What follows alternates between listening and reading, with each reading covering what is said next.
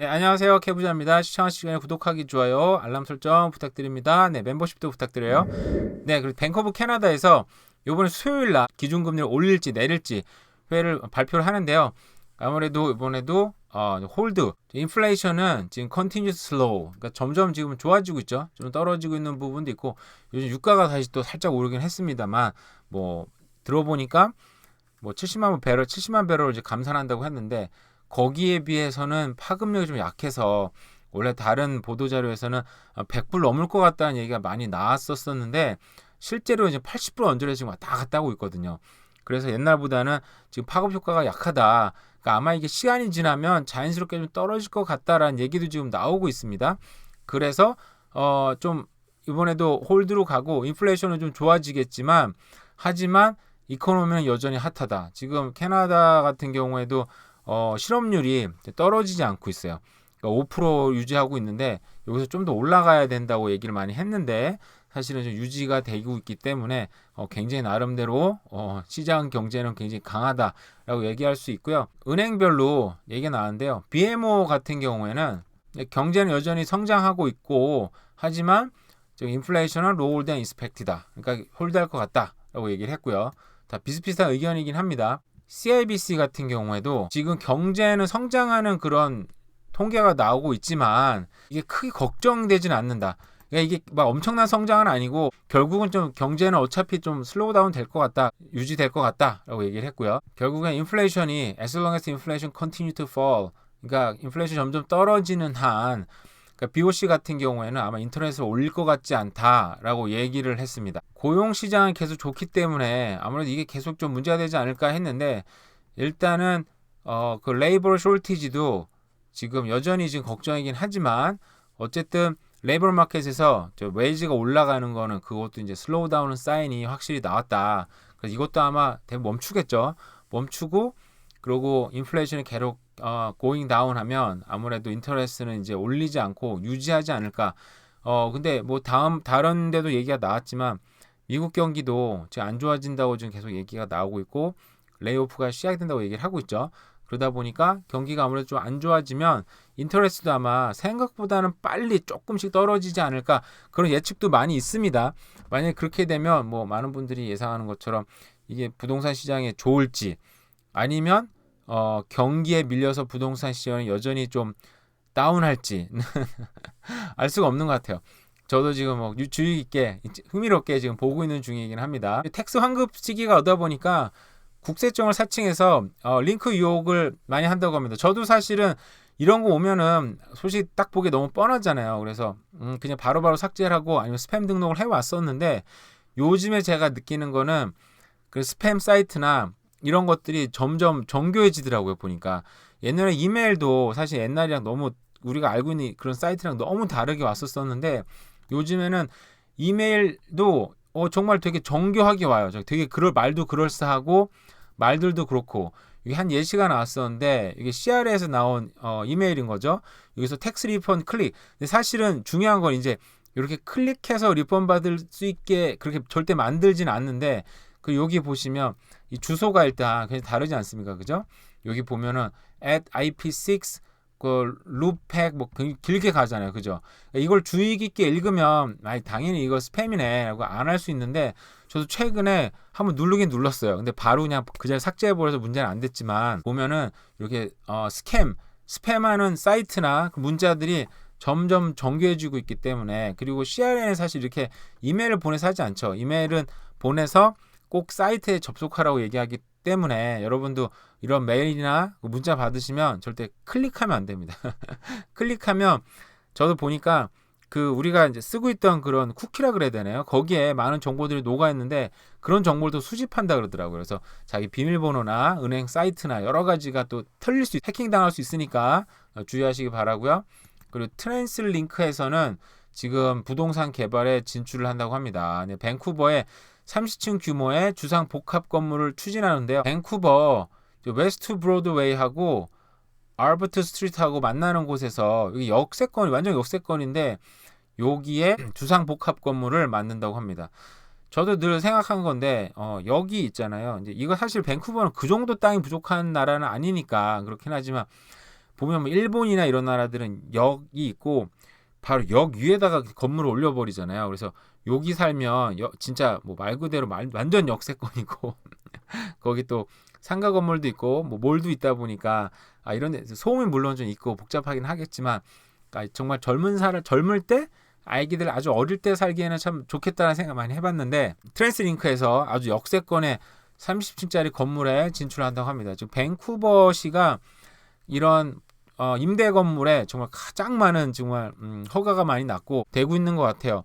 근데 이런 임대 건물의 마지막은 좋지는 않던데 이거 한번 나중에 한번 좀 다뤄보기는 하겠습니다. 중국의 움직임이 참 심상치가 않네요. 옛날에 트럼프가 할 때 많이 두들겨 맞고 이제 끝나지 않았나 생각을 했는데 지금 중국이 사흘째 대만 포위 무력시를 했다고 합니다. 칭이원 대통령인가요?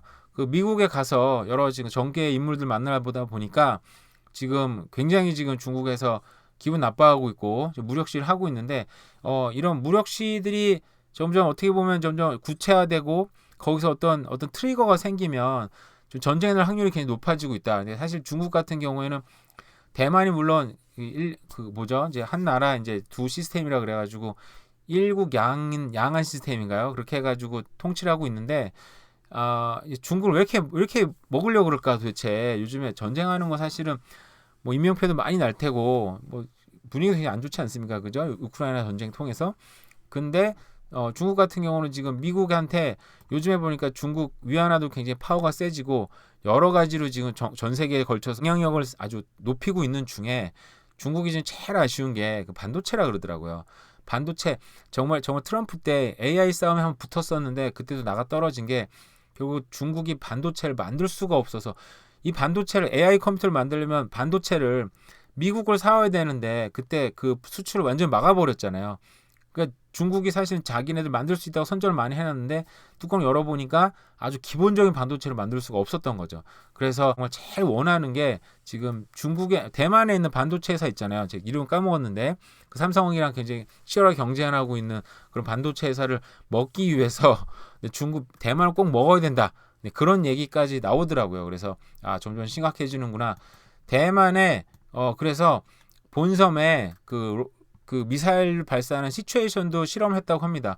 근데 이렇게 하면 대만에서 얘기를 했거든요. 니네가 이렇게 우리 본토에다 미사일 쏘기 시작하면 우리는 중국에 있는 그 샨샤댐을 공격하겠다 얘기를 했어요. 이거 예전에 이미 얘기 나온 거고 우리도 죽기 살기로 항전하겠다 얘기를 했는데 샨샤댐 많이 아실 것 같긴 한데 샨샤댐은 전 세계에서 가장 큰 댐이긴 합니다. 이 댐 때문에 사실은 이제 옛날 발표를 보니까 지구가 공중 속도가 물이 이제 방류가 이제 멈춰져서 물이 이제 고여 있는 거죠. 그래서 아주 정말 0.00 몇 초간 줄었다 그러더라고요. 과학자들이 발표한 바로는 저도 기사를 읽었습니다. 그 정도로 어마어마한 댐인데 샨샤댐 위치가 여기에 있어요. 이제 옛날에 이 댐이 위성 사진이 뒤틀린 게 찍혀가지고 이 댐 무너진다고 막 난리도 있었었고 실제로 여기에 건설에 참여했던 그 건설업자들 얘기 들어보니까 정말 날림으로 졌다고 하긴 하더라고요. 정말 엉망으로 졌다고 빨리빨리 짓느라고. 그래서 만약에 이 댐을 로켓 발사해가서 무너뜨린다면 우리가 이 댐이 보니까 그 양쯔강에 이제 걸쳐서 흐르는데 이 밑에 있는 도시에 100만 인구 도시가 한 20개 정도 된다고 합니다. 그러니까 우리가 잘 알고 있는 우한도 있고요. 쭉쭉쭉 내려가다 보면 결국엔 상하이가 나오는데 이 밑에서 이제 이재민이 발생하고 사람들이 죽기 시작하면은 정말 수백만 명이 죽는다 그래요. 그래서 대만도 우리도 절대 혼자 죽지 않겠다, 다 죽겠다 막 얘기했었는데 과연 이렇게 공격을 할 수 있을까라는 생각이 좀 들긴 하고요. 근데 중국이 요즘에 다시 살아나네, 다시 리오프닝 하네 막 그러는데 테슬라가 중국에 지금 메가팩 공장을 건설했다고 하고요. 연간 1만 메가팩을 생산한다고 하는데 얼마 전에 상하이에도 공장을 또 만들었잖아요. 그래서 기가 팩토리한 공장을 통해서 테슬라를 만들어내는데 이번에 또다시 대용량 에너지 저장 장치 메가팩 생산 공장을 한다고 합니다. 뭐 배터리라고 봐야 되겠네요. 그래서 와 정말 이 중국이 좀 이렇게 다시 지금 뭐 앨런 머스크 같은 경우에는 중국에 다시 투자를 시작하는 거 보니까 중국이 다시 또 이제 리오프닝이 되고 옛날처럼 세계 공장을 역할을 한다고 기대를 하는 것 같아요. 이게 점점 이제 드러나고 있는 거죠. 트럼프 때는 이제 리쇼어링이라 그래서 해외에 있는 공장들을 미국으로 다 불러들였는데 이게 다시 또 이제 바이든 정부에 들어오면서 그게 좀 완화되면서 다시 또 해외 투자가 되는데, 사실 제가 알기로는 이제 세계에 있는 사람들이 다 인도로 투자한다고 알고 있었는데, 이게 다시 또 일론 머스크는 중국에 투자를 하기 시작을 했어요. 그래서 중국도 여전히 지금 건재하고 있지 않나라는 생각이 들긴 합니다.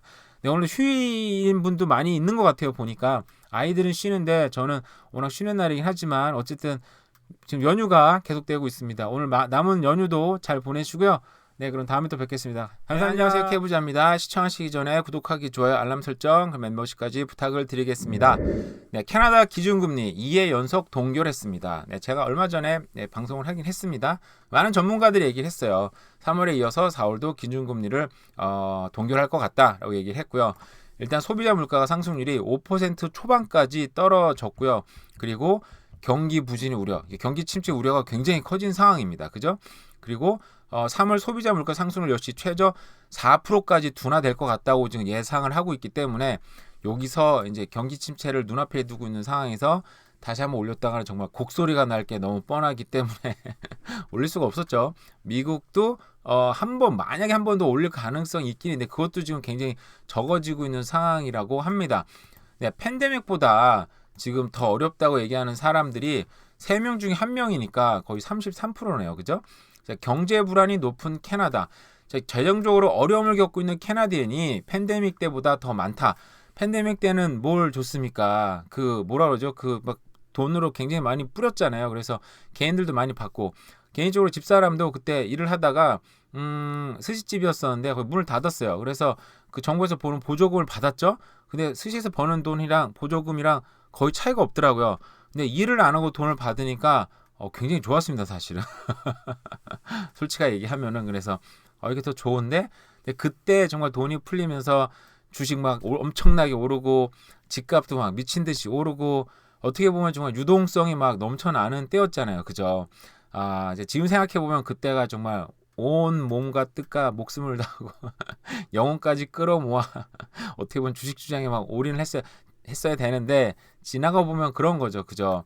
뭐 그때도 집을 정말 살려면 빨리 사서 한 2년 막 튀기다가 그냥 빡 팔아버리면 최고점에 팔 수 있었는데, 모든 게 이렇게 지나고 보면 참 눈에 확 보이니까 너무 쉬운데, 지금도 우리가 경기침체 앞에 두고 있다. 한편으로는 또 이민자가 많이 오고, 지금 금리가 일단 동결이 돼서 주택 상황의 어떤 최대 변수가 지금 확정된 상황이다 보니까 또 주식 시장뿐만 아니라 부동산 시장도 지금 막 오르고 있잖아요. 또 한번 올랐습니다. 그죠?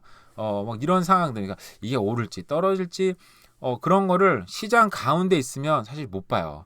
근데 이걸 보고 하는 사람들이 정말 극소수의 어떤 뭐 해안이 있는 사람 표현해야 되나요? 굉장히 대단한 사람들인 거고요. 대부분 우리가 알 수 있는 건 조금 지난 다음에 그때가 그랬네, 그때가 저랬네, 그걸 통해서 앞으로도 이러지 않을까 예상을 할 수 있지만, 사실은 그 가운데 있으면 사실 보기가 힘듭니다. 볼 수가 없어요. 그걸 아는 사람은 그걸 자기가 알 수 있다, 자기가 확실히 안다는 사람은 글쎄요, 뭐 나이가 어떻게 되시는지 모르겠지만 지금쯤 엄청난 부자 되지 않을까요? 그죠? 근데 그냥 뭐 근데 대충 사시는데, 아니 뭐 부자겠죠. 대충 사시는데 가야 이런 거 확실히 안다 그러면 좀 의심을 해봐야 됩니다. 왜 그런 거 알면서 저렇게 사지? 그죠? 쉽게 얘기하면은 그 뭐죠? 복권 이렇게 번호 예측해주는 뭐 그런 점쟁이들 있잖아요. 지가 사지, 그죠? 지가 사면 그런 거 안 해도 되는데, 그러니까 앉아가지고 막 사람들한테 상담받고 번호 찍어주고 그거 안 해도 되잖아요, 그죠? 네, 결국 믿으면 안 되는데 그 심리가 그럼에도 불구하고 누군가를 의지하고 싶고 믿고 싶은 게 있는 거죠, 그죠?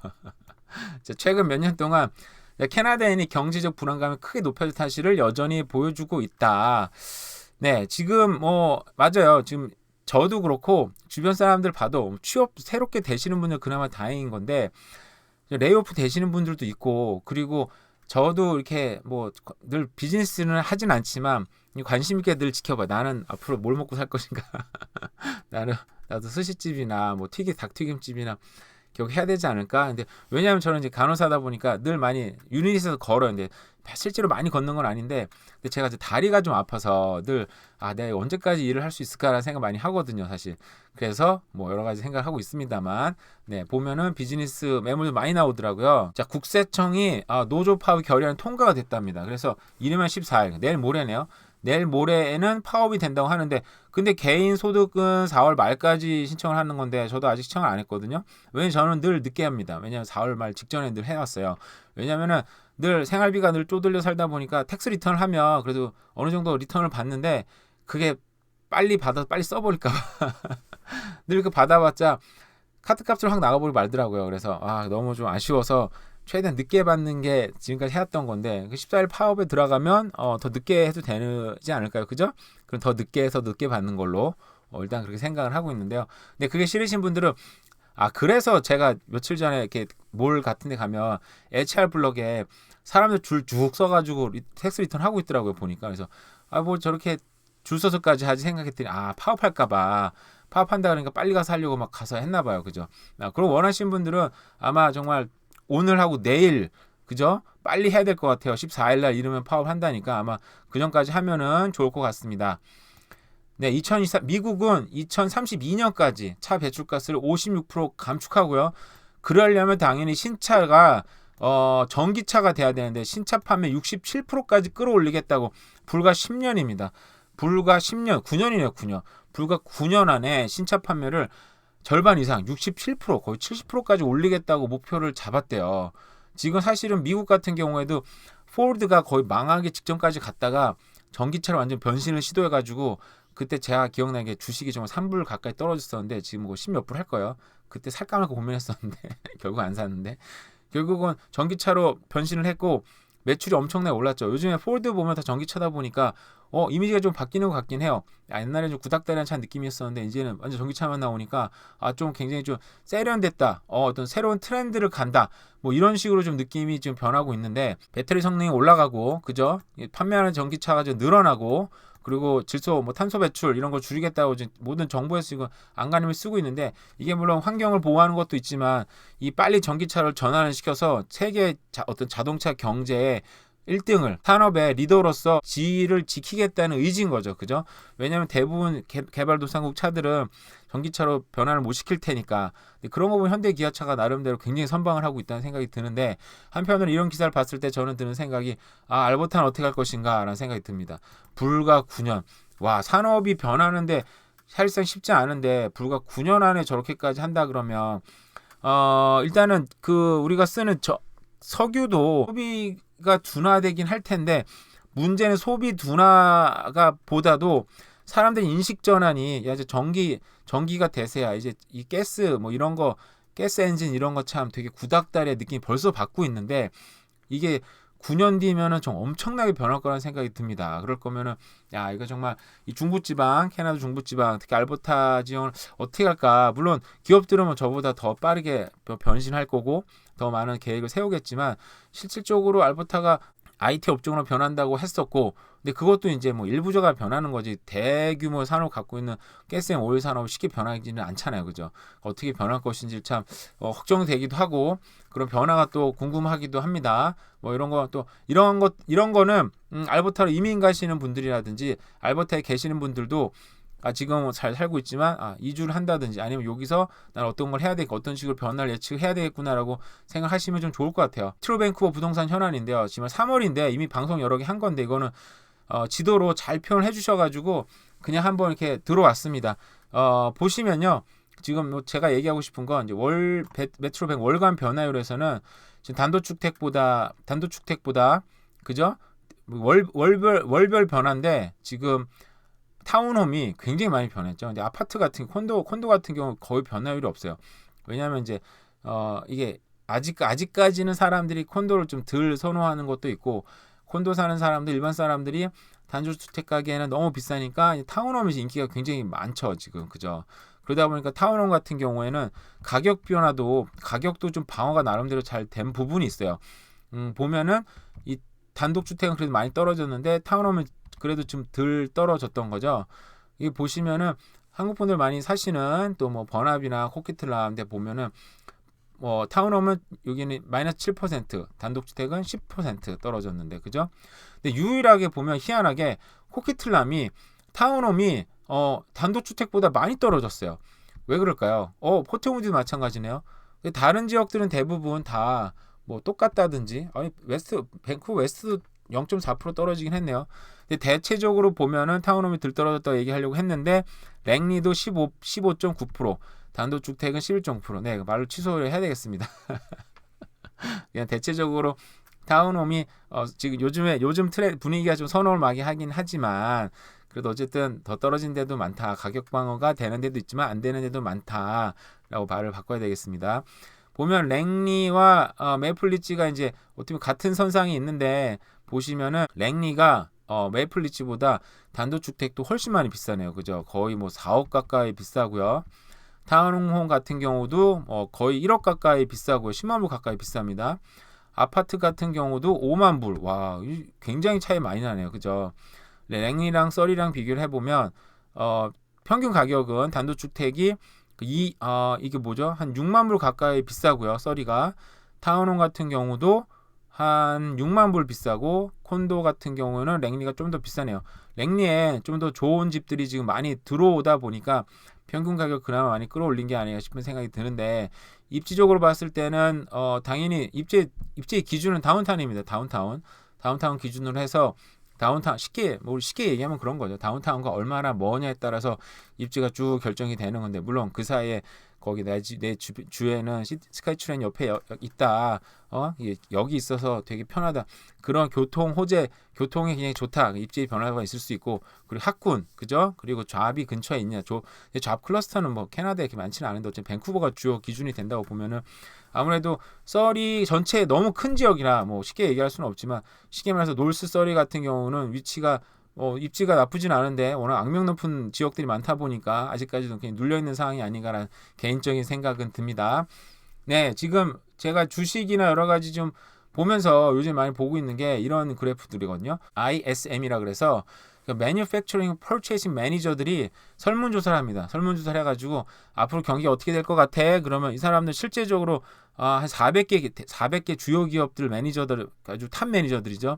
이 사람들이 이번 실적이 어떻게 될 것 같으니까 다음 달에 어떻게 될 것 같은데? 라고 굉장히 실질적인 지수를 먹이는 건데 우리가 지금 2021년에 피크를 찍은 상태에서 2022년부터 점점 떨어지고 있습니다. 이게 지금 경기가 하락되고 있다는 것을 지금 반증해서 보여주고 있는 거죠. 물론 이게 이렇게 떨어진다고 해서 앞으로 계속 떨어지냐? 알 수 없죠. 또 올라갈 수 있지만 어찌됐든 간에 지금 추세적으로 경기가 지금 하락하고 있다. 하락하는 지금 중반의 가운데 있다. 그래서 이게 앞으로 뭐 한번 좀 내리다가 올라갈지, 근데 경기가 어떤 그래프가 있다 그러지 않습니까? 그죠?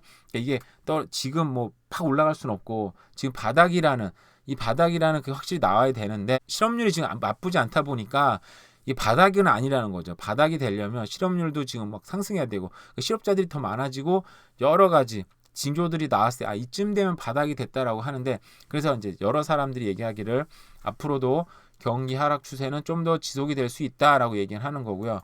이거는 이 그래프가 나와 있지 않더라고요. 이게 OECD 국가별로 어느 정도 발전하고 있는지 경기는 회복이 되고 있는지라고 얘기하는 건데 글씨가 너무 작아서 제가 읽도록 하겠습니다. 자, 캐나다입니다. 캐나다 2021년 4월 달에는 이 경기 지수가 101.8이었어요. 근데 지금은 2023년 3월 달에는 97.2입니다. 많이 떨어졌죠? 이게 뭐 국가 지수라서 뭐 1, 2포인트가 떨어져도 많이 떨어지는 거예요. 그러니까 여기도 지금 2021년에 피크를 쳤다가 102.6으로 피크를 쳤다가 그 뒤로는 계속 하락세에 있고요. 미국 같은 경우도 101.2에서 98.5까지 떨어졌습니다. 거의 3포인트 가까이 떨어졌죠. 이러면 많이 떨어진 건데 그러니까 주요 국가들이 계속 지속적인 하락세에 있다라는 거. 그러니까 이제 이거를 봤을 때 경기 하락은 지금 계속되고 있구나. 앞으로 이거에 대해서 저는 그래서 되게 지금 관전 포인트는 과연 집값이 이 경기를 이겨낼 것인가. 근데 캐나다 집값은 굉장히 그런 걸 잘 해왔죠. 경기 방어를 잘 해온 상태라고 생각을 하고 끝없는 이민자들과 그죠 집을 사는 수요가 굉장히 강했기 때문에 어느 정도 방어가 될 것인가. 아니면 근데 제가 알기로는 집값도 어쨌든 경기랑 어차피 갇히는 흐름에 따라 갈 수밖에 없는 거라고 생각이 드는데 주요 관전 포인트이긴 합니다. 물론 저는 그렇다고 지금 포지션이 바뀌는 건 없어요. 지금 살고 있는 집과 뭐 콘도를 하나 구입했기 때문에 이걸 당장 내가 팔겠다 이런 계획도 없고요. 그러니까 무조건 저는 지켜보는 입장이기 때문에 이런 걸 통해서 관심이 있으니까 보는 건 이걸 통해서 여러분들도 앞으로 이런 비슷한 상황이 오면은 이렇게 될 수 있겠구나 예측하면 재밌긴 재밌겠죠. 그래서 같이 한번 지켜보도록 하겠습니다. 네, 오늘도 또 대략 살펴본 또 부동산 뉴스와 경제 뉴스였습니다. 자, 그럼 오늘도 그럼 하루 잘 보내세요. 감사합니다. 시청하시기 전에 구독하기, 좋아요, 알람 설정, 멤버십까지 부탁을 드리겠습니다. 네, 지금 캐나다 밴쿠버 지역이 점점 위험한 도시로 변하고 있는 그런 느낌이 드네요. 네, 그리고 어제 있었던 일인데 서리의 10대 소년이 버스 안에서 흉기로 피습해서 결국 사망까지 했다고 하는데요. 이달만 들어서 벌써 3번째 칼부림이 대중교통에서 났습니다. 버스를 타고 다니는데 10대를 사실 이렇게 막 칼로 찔러 죽이는 게 사실 상상이 안 가는데 일단 흉기 공격을 받았고 킹조지 스테이션 옆이었대요. 그 중상을 병원으로 옮겨졌는데 결국 숨졌다는데 사실은 이 칼로 이 살아있는 생물 하나 죽이는 게 정말 쉽지는 않습니다. 제가 볼 때 저도 해본 경험은 없지만 그냥 간호사로 일하면서 느끼는 건 생명이 죽는 건 정말 굉장히 힘든 일이거든요. 제가 경험해 보니까. 근데 사람이 죽었다 버스에서 이렇게 무서운 범죄가 또 일어났는데 밴쿠버 다운타운에서도 70대 노인이 낯선 이로부터 묻지마 폭행을 당했는데 그랜빌리 스트리트였대요. 그랜빌리 스트리트면 정말 어떤 다운타운 중에서도 가장 번화한 스트리트 중에 하나인데 거기서 70대 노인이 30대 남성한테 묻지마 폭행을 당했는데 잡고 보니까 뭐 데런 톰이라는 사람이었대요. 그리고 또 콜롬비아역에서 뉴웨스트민스터죠. 저기서 말다툼 뒤에 흉기로 휘둘렀는데 한 명이 복부에 부상을 당했다고 합니다. 복부가 찔렸나 봐요. 근데 여기 인상창에가 나오는데 뭐 20살 정도의 얇은 콧수염을 가진 젊은 남성 뭐 이렇게 나왔습니다. 그러니까 이게 이렇게 뭐 줄줄줄 일어났잖아요. 그러니까 서울에서도 한 건 났고 밴쿠버 다운타운, 콜롬비아에서 역에서 났지만 이게 사람이 또 제일 많이 다친 건 서리이기도 하고 서리에 대한 이미지가 저기서 벗어날 수가 없는 것 같아요. 보면 얼마 전에서도 또 프레이저 하이웨이 달리다가 누가 또 칼로 막 ISS인가요? 거기서 무슨 테러 났다 그래가지고 막 난리 났었잖아요. 한 명 칼 휘둘러서 4명이나 다쳤고 근데 그게 다 서리에서 일어난 일들이잖아요. 그래서 저희 서리 주민으로서 서리가 정말 이 이미지를 벗어나기는 쉽지 않겠다. 네, 현실적으로 좀 범죄가 좀 다른 데보다는 좀 많이 일어나는 것도 있어요. 근데 뭐 이런 서리뿐만 아니라 다른 데서도 나고 코키틀람 센터에서도 얼마 전에 총격전 났잖아요. 몇 년 전에도 얼마 전에 났고 그런 뉴스는 또 사람들 잘 잊어먹는데 서리 뉴스를 잘 기억하는 부분도 있는 것 같고 이런 뉴스가 캐나다가 밴쿠버가 좀 더 안전해졌으면 좋겠어요. 네, 포드 캐나다가 캐나다의 전기차 생산 허브를 만든다고 합니다. 이거 물론 온타리오 주일 거예요. 일단은 저는 이제 포드가 이렇게 만들고 말고 간에 지금 테슬라가 시장에서 65%를 참여한답니다. 대단해요. 65%를 점유하고 있는데 2등이 포드인데 7.6%. 그러니까 10% 조금 넘는 수준이 2등인 거고 나머지 65%. 1등과 2등 차이가 어마어마하게 나네요. 근데 저는 주목하고 싶은 게 일단은 캐나다에 뭐 전기차종을 만드는 전기차 생산 하부를 만드는데 지금 어제 뉴스에서 제가 다뤘었는데 미국에서는 거의 70%를 지금 10년 내에 지금 전기차 생산을 70%까지 맞추겠다고 선언을 했어요. 물론 거기에 뭐 GM이니 포드니 뭐 다른 차들이 그 플랜이 잘 따라와야지 그렇게 되긴 되겠죠. 근데 무서운 건 정책이 가고 있고 또 사람들의 인식도 정말 빠르게 변화해서 정말 저 같은 경우도 뭐 그런 살만한 여유가 전혀 안 되지만 나라도 다음 차는 내가 전기차는 사보고 싶다. 사야 되겠다 내지는 그런 생각을 하게 되고 주위 사람 만나도 정말 다 전기차기밖에 안 하잖아요. 요즘은 사람 인식이 변하는 게 참 무섭다는 생각이 많이 드는데 그래서 저는 그런 생각이 좀 많이 들어요. 정말 캐나다의 사실 주요 산업인 가스는 오일이 정말 앞으로 쉽지는 않겠다. 좋은 일은 없을 거라는 생각이 들어서 그런 쪽으로 좀 말씀 좀 드린 적이 있고요.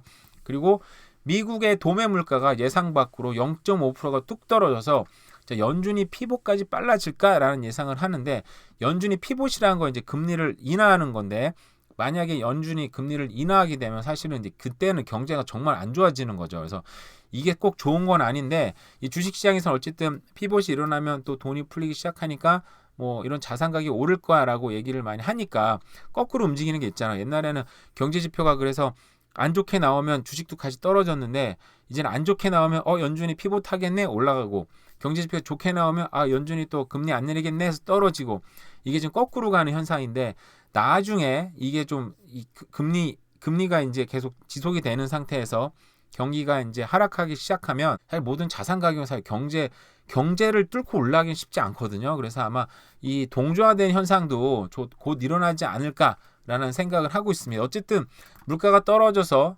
서민들이 좀 그래도 물건 사는 것들이 좀 좋아지면 좋은 일이라고 생각을 합니다. 연준 인사들 미경제 하반기 완만한 침체 가능성이 높다. 연준 인사들 같은 경우는 사실 이 사람들은 직접적으로 금리를 인상할지 인하할지를 투표권을 갖고 있는 사람들인 건데 이 사람들이 금융시장이 혼란하고 여러 가지 만만한 침체기에 들 수 있다고 예상을 했다고 합니다. 물론 보니까 이 사람들이 이제 결정하기 있어서 그 연구원들이 발표를 하는 거를 듣기도 하고 또 자기들이 준비한 자료를 통해서 서로 간에 회의를 하는데 대체적인 의견이 이제 분명히 경기 침체가 온다. 내년부터는 근데 올 하반기부터 내년 초부터 근데 이 경기 침체 벗어나는 데는 2년이 걸릴 거라고 예상을 했다고 합니다. 네. 이게 물론 이 사람들 말이 뭐 100% 맞다 이건 아닌데 어떻게 보면 미 연준 의원들이나 이런 사람들은 정말 세계 경제를 쥐락펴락하는 미국 연준 의원들이고 그죠?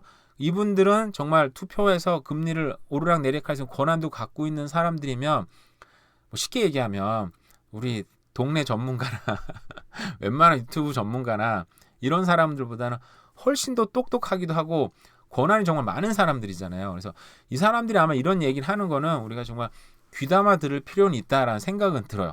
사실 저도 지금 경제를 뭐 이렇게 썩 긍정적으로 보는 협상은 아니긴 합니다만 결국은 이 사람들이 어떤 결정하느냐에 따라서 세계 경제가 좌지우지 되다 보니까 정말 이 사람들의 회의록이나 어떤 결정을 하는지에 대해서 좀 주의 깊게 볼 필요가 있죠.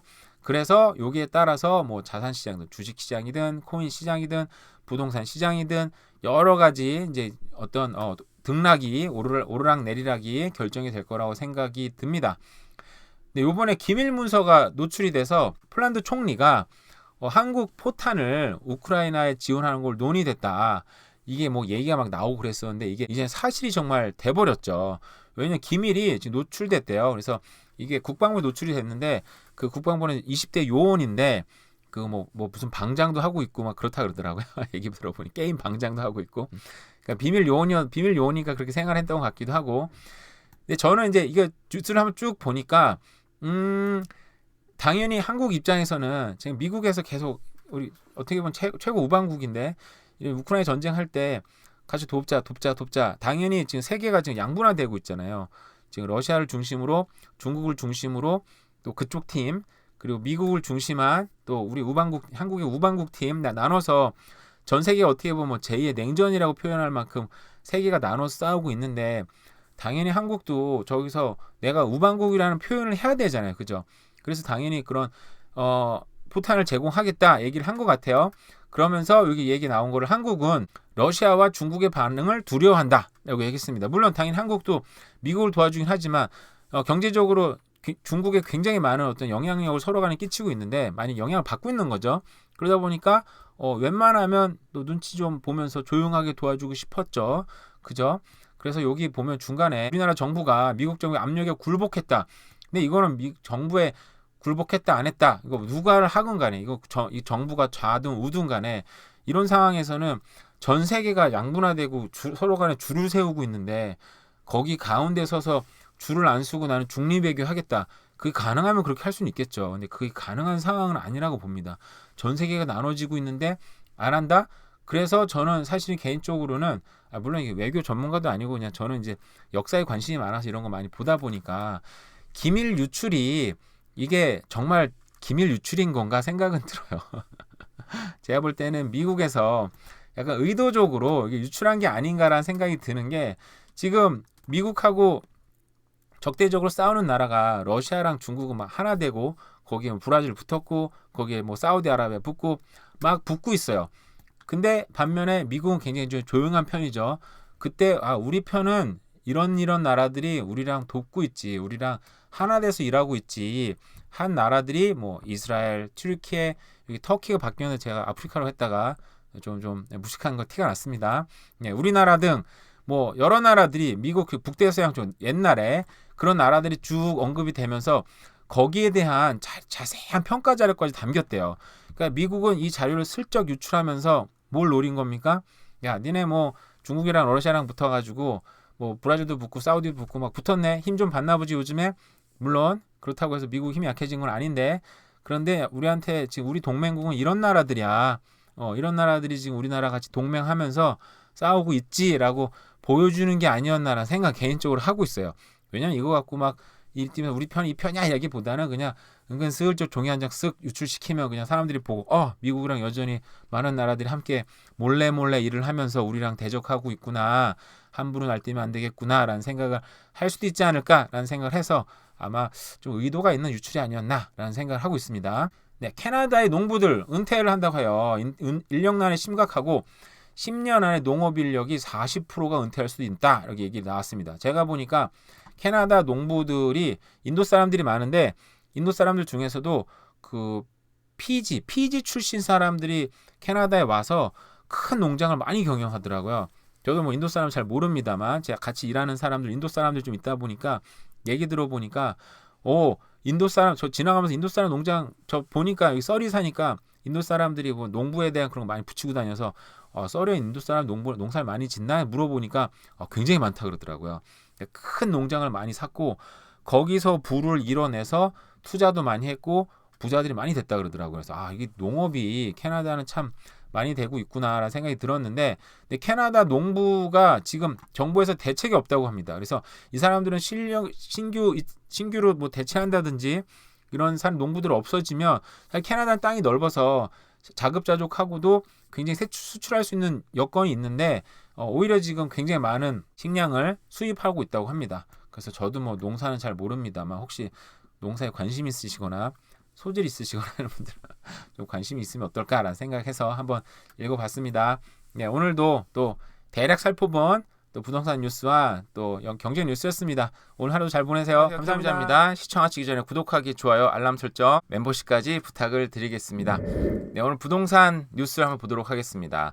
네, 캐나다 집값 낙폭 줄이다가 내년에 반등, 연말까지 하락폭 4.8% 기록, 내년에 4.7% 상승, 평균 집값 70만 불 넘을 듯, 거래량도 회복세라는 제목으로 기사가 나왔습니다. 요즘에 지금 봄이 돼서 부동산이 갑자기 지금 상승으로 돌아서면서 지금 정말 많은 관심들이 있고, 원래 봄에는 정말 원래 부동산에 관심이 많고요. 그리고 또 우리 캐나다에서는 이제 여름 지나고 가을에 학교를 가다 보니까 지금쯤 집을 알아보고 원래 집 사게 되면 2개월이나 3개월 정도 이렇게 서로 시간을 좀 두잖아요. 지금쯤 사서 한 4월달, 5월달에 집을 사야 애들이 입학하기 전에 집을 딱 들어가니까 지금이 가장 핫하게 지금 볼 때긴 해요. 그죠? 그래서 지금쯤 가장 많이 사람들이 막 알아보고, 그래서 봄에 사가지고 가을 되기 직전에 뭐 이때까지 거래를 끝내는 거, 컴플리션을 끝내야 포지션이죠. 포지션을 끝내야 아주 학교 들어가도 이상적으로 들어갈 수 있기 때문에 가장 관심이 많은 시기이기도 하고, 날씨가 또 풀리잖아요. 그죠? 비도 좀 요즘에 들어옵니다. 그래서 많은 사람들이 지금 임장도 다니고 있고 막 다니고 있어요. 어쨌든 저도 지금 부동산 시장에 솔직하게 얘기하면은 지금 경기 침체를 눈앞에 보고 있기 때문에 정말 이 부동산이 정말 잘 될까라는 생각이 사실은 정말 많이 들고, 어려운 시기가 좀 올해가 좀 어려운 시기긴 하겠다라는 생각이 많이 들어요. 근데 뭐 여전히 내가 뭐 실거주 하는 집을 사야 된다, 그럼 기다려야 되냐? 모르겠습니다. 그건 저는 그냥 실거주는 어떻게 되든 간에냐, 내가 여건이 되면 사야 되는데 내 여건이 되기도 쉽지 않아요. 사실은 지금 금리가 굉장히 높죠. 아직도 조금 떨어진다고 하지만 고정금리 좀 떨어지기 시작했습니다. 근데 기준금리 때문에 변동금리 여전히 높은 상태고, 그러다 보니까 모기지 론을 받는 게 정말 어려워요. 여전히 어렵고 받아도 이자로 내는 금액 자체가 굉장히 높습니다. 그래서 내가 준비됐을 때가 아마 여러 가지 봤을 때 집을 사도 굉장히 좋은 때가 될 확률도 높다고 생각을 해요. 그래서 자기의 어떤 능력을 높이는 데 집중을 하시면 좋을 것 같고요. 근데 여기도 보시면 이런 예측은 집값이 점차 바닥을 찍고 시장 추세를 할 건데, 실제로 올해 3월 집값은 작년 대비 하락하긴 했지만 1월보다는 7만 5천 달러가 올랐대요. 세상에. 전월 대비로는 2%가 올랐다고 합니다. 분명히 반등은 분명히 있었다고 보는데, 근데 내년에는 근데 어쨌든 간에 이런 하락 추세는 올해 내로 계속 진행될 거고, 연 회복세가 이제 지속이 되면서 내년부터는 집값이 오를 확률이 높다라고 얘기를 하고 있는데, 어쨌든 간에 예측입니다. 예측. 그러니까 이거를 내가 보고 이대로 따를지 나는 다른 생각을 할지는 정말 개인들의 영역이에요. 이거 뭐 누구한테 듣고 예고하고 옆에 친구가 부동산 잘해서 얘기하고 들었다고 해서 맞을 확률이 별로 없습니다. 맞는다고 해도 문제가 되는 게 한 번 맞았죠? 다음에 또 맞추나요? 다음에 또 틀리면 투자라는 거, 그러니까 투자적인 관점으로 다 갔으면 투자라는 게 한 번 맞추고 두 번 맞추고 세 번 맞추고 가능합니다. 네 번 맞추고 다섯 번 맞추고 그러다 한 번 틀리면 지금까지 번 거 완전히 까먹는 게 투자의 세계이기는 해요. 그러니까 부동산도 투자의 관점으로만 들어가면 그렇게 될 확률도 있다라는 거죠. 그래서 뭐 실거주 할 사람들은 투자라기보다는 내가 살아야 되니까 그럴 때는 정말 장기 거주 생각하고 들어가시면 문제가 없을 것 같은데, 자 그러면 제가 이제 오늘 말씀드리고 싶은 건 이럴 수 있습니다. 아니면 이 예상이 틀리고 지금부터 집값이 서서히 반등해서 아주 서서히 올라가서 떨어지지 않고 올라갈 가능성도 있는 거죠. 그죠? 뭐 경기에 침체가 온다고 하지만 100% 온다는 것도 아니니까, 물론 많은 사람들이 얘기하긴 하지만, 자, 그리고 저는 그래서 집을 투자로 집에다가 부동산에 투자하고 싶은데 뭐 돈이 요즘에 이자가 워낙 비싸니까, 모기지가 이자가 비싸니까 집을 사기도 어려운 사람들, 예를 들어서 정말 뭐 몇천 불 있는 사람들 혹은 몇만 불 있는 사람들이 야 부동산 투자를 어떻게 할까? 요즘에 사채 쓰다가 인생 막 확 갑니다 그냥. 그러니까 안 되니까 어떻게 할까 생각을 했는데, 저도 요즘에 좀 관심이 다시 또 가는 분야긴 한데, 저는 이제 돈 투자할 돈이 전혀 없습니다만, 자, 리츠를 저는 좀 생각하고 있어요. 다시. 리츠는 뭐냐? 리츠 대부분 다 아실 거라고 생각하는데, 이 투자자가 예를 들어서 돈이 많지 않은 투자자인 것이, 뭐 돈이 많아도 상관없습니다. 돈이 정말 많은 사람도 리츠를 많이 갖고 있는 분도 보긴 봤어요. 한편으로 부럽더라고요. 신경 안 쓰고 그냥 따박따박 이자가 들어오니까, 투자 배당금이 들어오니까. 근데 그건 이제 그 영역은 아니니까, 우리 예를 들어서 10,000불 이하에 갖고 있는 분들, 뭐 1, 2만 불 갖고 계신 분들이 이걸로 부동산 투자하고 싶은데 어떡하지 하는 분들에 대한 저의 어떤 제안이기도 하고 이런 방법이 있다 소개를 해드리는 거예요. 자, 리츠 회사는요 부동산 투자 회사입니다. 그러니까 이 부동산 투자 회사가 많은 부동산 자산을 갖고 있어요. 그래서 이 회사의 주식을 사면 자기가 지분을 갖게 되는 거죠. 그 지분에 따라서 투자 배당금, 그러니까 이자를 받게 됩니다. 그러면은 여기 나는 직접 부동산을 소유하고 있지 않지만 이 부동산 리츠 회사라는 회사를 통해서 부동산을 대신 갖게 되고, 그 부동산 수익을, 임대 수익을 어느 정도 나눠 갔는데, 당연히 우리가 갖고 있는 것보다 수익이 높지는 않을 수도 있겠죠. 왜냐면 부동산 회사들의 그 임원진들이나 여러 가지 정말 돈 다 주고 나서 순수익을 또 n분의 1로 투자들이 나눠 가지니까 내가 기대하는 것보다 많지 않을 수는 있지만, 근데 우리가 상가 투자, 요즘에 제가 상가 투자에 좀 생각하고 있는 게 부동산 공실률이 지금 밴쿠버가 10%가 넘었습니다.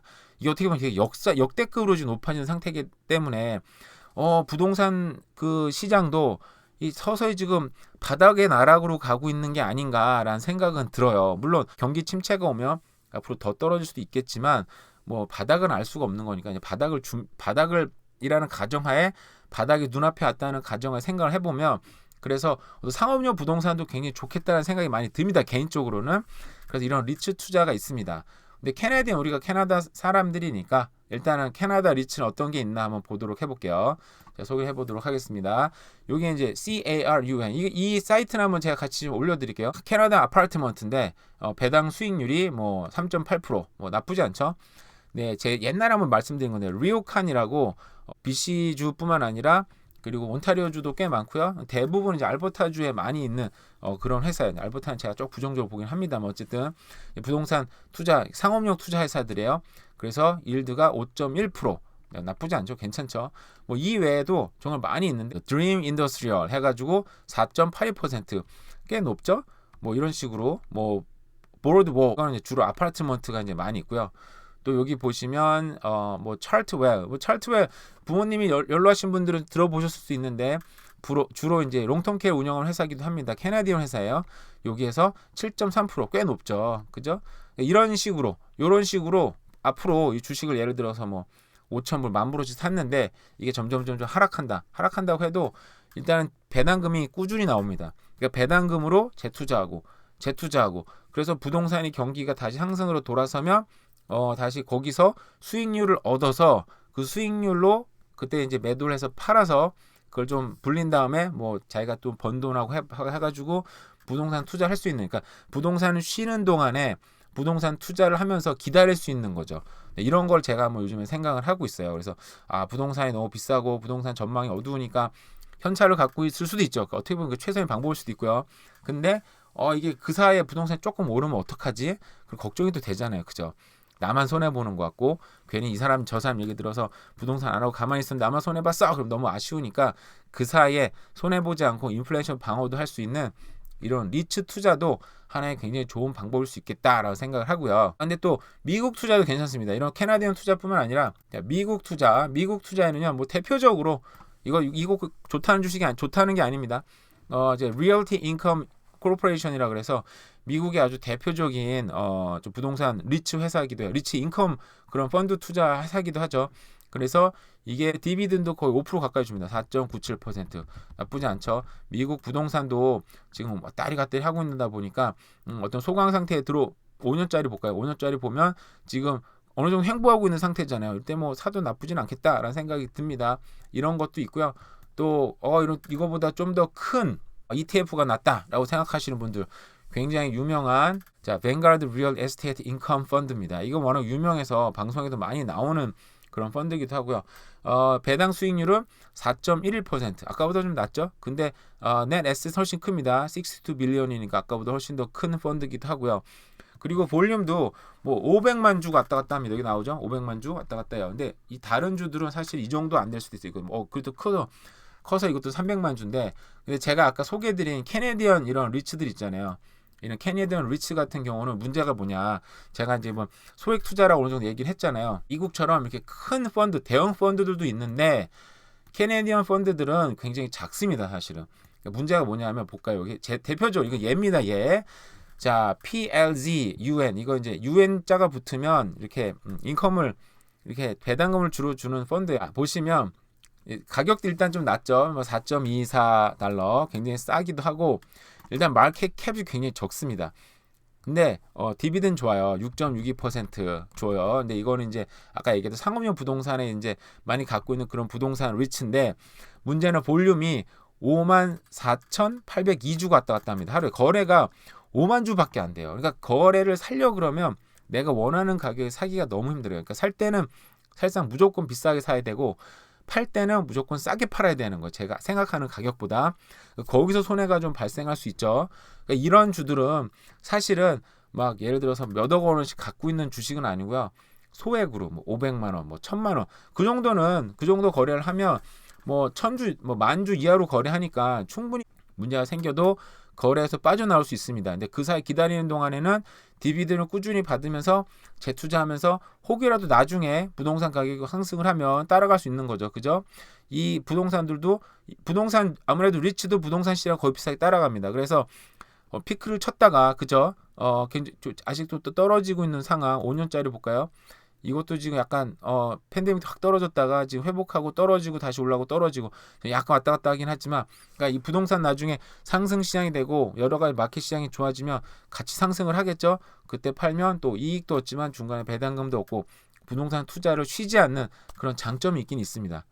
제가 일단은 그런 부동산 시장의 어떤 암울하지만 그 휴식기에 난 그래 투자가 좀 쉬기 싫다, 어디 투자할 데 없을까라는 사람들이, 부동산 투자에 하고 싶은 분들한테 그냥 이런 소개를 한번 해드린 거지, 이걸 꼭 하자 뭐 이런 얘기 아니니까 제 개인들도 잘 보시고 한번 판단하시면 좋을 것 같습니다. 근데 사실은 저는 지금 여윳돈이 조금이라도 있다면 이런 리츠 주식에 좀 투자를 해서 배당금도, 물론 이거 뭐 워낙 소액 투자니까 배당금으로 삶의 여유가 생기지는 않겠지만 그래도 심심하진 않습니다. 최소한 나는 부동산 시장에 계속 참여하고 있다, 투자하고 있다는 그런 생각도 생기고 관심도 많이 생기고요. 그래서 소개를 해봤습니다. 네, 오늘 토요일인데요. 오늘 하루도 잘 보내시기 바랍니다. 네, 안녕하세요, 케부자입니다. 시청하시기 전에 구독하기, 좋아요, 알람 설정, 그리고 멤버십까지 부탁을 드리겠습니다. 제가 오전에 영상을 찍을 때 요즘 부동산 시장이 살짝 상승장이긴 하지만 어쨌든 이게 알 수 없으니까 그 사이에 뭐 소액으로 투자를 하고 싶으신 분들, 혹은 앞으로 하락할 것 같은데 그래서 약간 바닥을 지금 앞으로 보고 있을 때 그 사이에 돈을 놀리지 말고 리츠 같은 주식에 투자를 하면은 연속해서 부동산에 계속 투자할 수 있고, 그리고 또 관심도 가질 수 있고, 어떻게 보면 예상대로 디비den드를 받으면 좋다라고 얘기를 했는데, 제가 그걸 찍고 나서 지금 저도 회사 가기 직전인데 지금 딱 생각이 든 게 정말 빅쇼트처럼, 요즘 여러분 빅쇼트라는 영화 아시죠? 부동산 하락장에 어마어마한 돈을 걸어서 좀 엄청난 부자가 된 그런 전설들의 이야기들인데, 근데 일반인들이 그런 빅쇼트처럼 금융기관에 찾아가 가지고 부동산 하락장에 걸 수 있는 상품을 만들어낼 수는 없잖아요, 그죠? 소액일 텐데 정말 많아봤자 몇 억인데 그런 것도 없고, 정말 지금 몇백만 원, 몇천만 원 할 수 있는 거는 없으니까. 근데 제가 그걸 찍고 나서 생각이 든 게 일반 사람도 빅쇼트처럼 부동산 하락장에 돈을 베팅할 수 있구나라는 생각이 들었어요. 되게 쉬운 방법인데 저도 지금까지 이런 생각 못했나 모르겠는데, 어쨌든 그 리츠 주식 있잖아요. 그 중에서 가장 큰 부동산 펀드 같은 거, 아까 아침에 소개해드린 리얼티 인컴 펀드 같은 거는 굉장히 거래량도 많고, 주식이 아마 그건 주식도 따라가지만 부동산 시장도 따라가는 주식인데, 거기에다가 공매도를 걸면 됩니다. 그러니까 거기에다 숄트를 치시면 돼요. 그러니까 우리가 일반적으로는 주식을 사고 팔잖아요, 그죠? 쇼트 치는 방법은 사고 파는데 그걸 거꾸로 하면 됩니다. 일단 팔고 그 다음에 사면 돼요. 무슨 말인지는 주식 하시는 분은 알아들을 텐데, 그 기술적인 거는 어떻게 하는지는 다른 유튜브나 구글에서 검색을 하시면 어떻게 숄트를 치는지는 나와 있습니다. 그래서 저도 약간 지금 부동산의 단기 상승장이 아닌가, 단기 상승장이다라고 생각은 하고 있어요. 왜냐하면 앞으로 경기 침체 올 거에 대해서 부동산도 분명히 동조해서 떨어질 거라고 생각을 하는데, 저도 말만 이러지 말고 지금 생각 같아서 소액이라도 정말 좀 몇십만 원이라도 한번 부동산 하락장에 한번 포지션을 잡아볼까라고 생각을 하고 있어요. 왜냐하면 저는 지금 부동산에 1주택자이고, 그리고 투자를 또 하나 해놨죠. 그리고 캘거리 물건도 조만간에 팔릴 것 같지만 여전히 갖고 있기 때문에 저는 무려 세 채나 부동산 상승장에 지금 베팅을 하고 있는 상태, 쉽게 얘기하면은. 근데 하나는 곧 팔고, 그래도 두 채가 남으니까 그래도 소액이라도 부동산 하락장에 돈을 걸어놔야 포지션을 잡아놓으면은 그런 상쇄되는 효과가 있지 않겠습니까? 그 손해를 상쇄해보는 효과가 있을 거잖아요, 그죠? 그래서 저도 기회가 되는 대로 빨리 부동산 하락장에 숄트를 좀 걸어볼까. 그래서 업데이트를 한번 여러분들한테 해보면 되게 재밌을 거라는 생각이 들어요. 물론 큰 금액은 아닐 겁니다. 큰 금액 아니고 불과 30만 원, 40만 원 되지 않을까 생각은 하는데, 300불, 400불인 거죠. 생각은 하는데, 일단은 저도 그렇게 생각을 했으니까 한번 시청을 해봄으로써 누가 옳은지, 아니고 누구랑 경쟁하는 거 아닙니다. 저 스스로 싸워보는 거예요. 근데 한번 해보면 재밌겠다는 생각이 들고, 여러분들도 혹시 경제 상황이 안 좋아질 거라고 해서 돈을 빼고 이런 분들도 주변에 있긴 있었어요. 그분들도 이렇게 빅쇼트에 부동산 하락장에 거는 방법을 한번 말씀을 드렸습니다. 여러분의 판단이 어떨지 모르겠지만 한번 저도 이 과정을 한번 잠깐 보여드리도록 할게요. 그럼 오늘 하루도 비가 내리네요. 하루 몇 시간 오후가 되고 있습니다만 오늘 하루 잘 보내세요. 감사합니다.